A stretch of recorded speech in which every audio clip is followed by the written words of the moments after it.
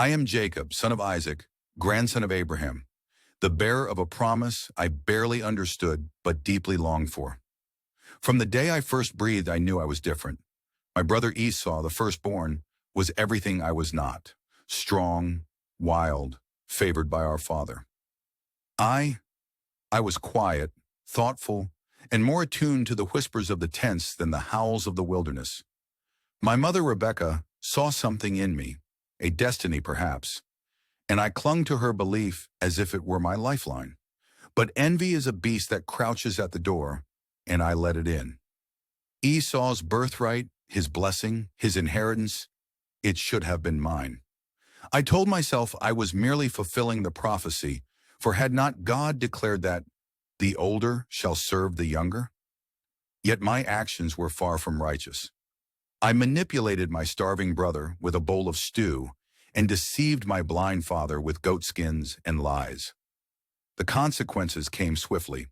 Esau's wrath burned hotter than the desert sun, and I fled. Alone, burdened with guilt, a thief of blessings that felt more like a curse. Yet it was in the wilderness, under a sky teeming with stars, that I encountered the God of my fathers. A ladder stretched to heaven, and angels ascended and descended upon it. The Lord stood above it and spoke to me, not with condemnation, but with promises of protection, provision, and purpose.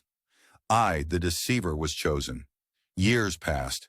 I labored for my uncle Laban, tasted my own medicine of trickery, and wrestled with my own heart. When I finally returned to face Esau, I wrestled with God himself.